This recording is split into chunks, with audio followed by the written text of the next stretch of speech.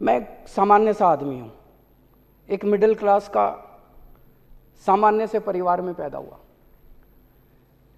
IIT गया, IIT में मेरी पढ़ाई हुई, मैकेनिकल इंजीनियरिंग करी।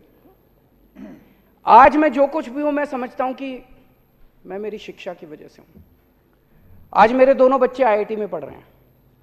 बेटी आईआईटी में पढ़ के पास हो चुकी है, बेटा दोनों अपने पैरों पे खड़े हैं, वो भी अपनी शिक्षा की वजह से।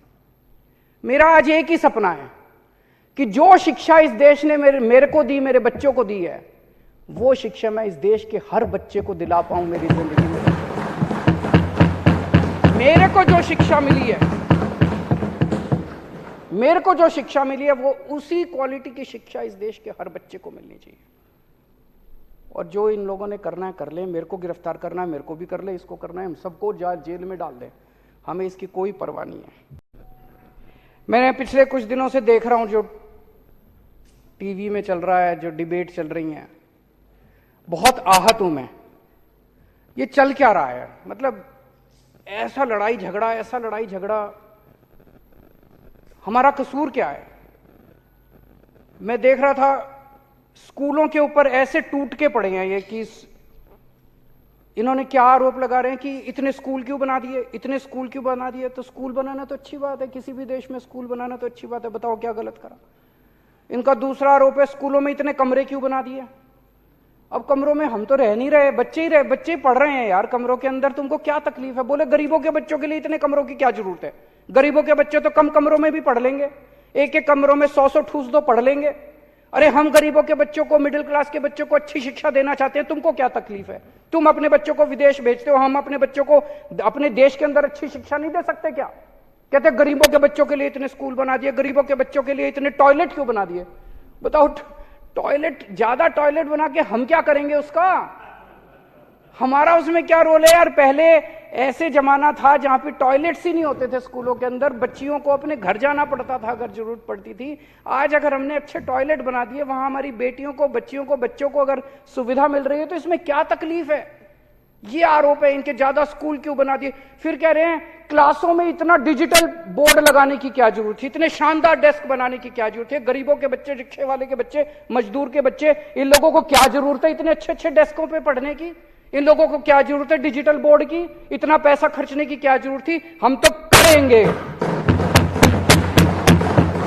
हम अच्छी शिक्षा देंगे।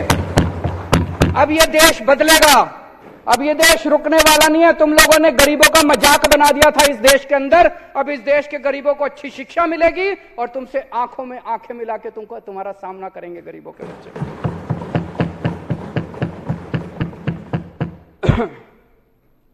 पहले कहते थे केजरीवाल ने एक भी स्कूल नहीं बनाया, केजरीवाल ने एक भी स्कूल नहीं बनाया, केजरीवाल ने एक भी स्कूल नहीं बनाया। आजकल कहते हैं केजरीवाल ने ज्यादा स्कूल बना दिए, केजरीवाल ये मतलब मैं समझ नहीं पा रहा। ये मैंने कहा कि जो कट्टर बेईमान पार्टी है इस देश की, वो अनपढ़ लोगों की पार्टी है, डिग्री नहीं है उनके पास, समझ नहीं है उनके, बेवकूफों की भी पार्टी है ये। मैं कहता हूं मैं फ्री बिजली देना चाहता हूं, बताओ क्या गलत करता हूं?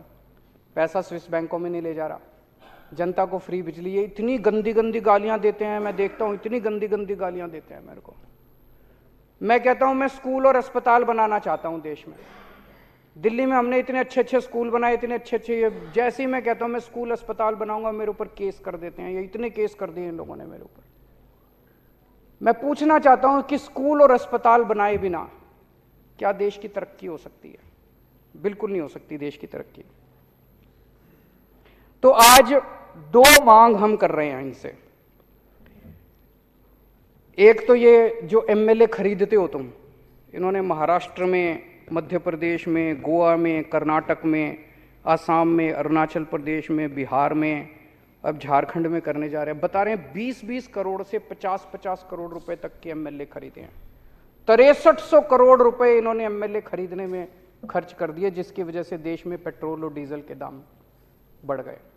तो आज पहली मांग तो इस देश के लोगों की आ रही है, एमएलए खरीदना बंद करो, बहुत हो गई गुंडागर्दी, सरेआम मंडी बना रखी है इन्होंने एमएलए की। एमएलए खरीदना बंद करो और ये पेट्रोल और डीजल के दाम कम करो। और दूसरी मांग है कि ये कर्जे जो तुम लोगों ने अपने दोस्तों के कर्जे माफ करते हो, ये सारा पैसा रिकवर किया जाना चाहिए और किसानों के और स्टूडेंट्स के कर्जे माफ किए जाने चाहिए, ना कि दोस्तों के कर्जे।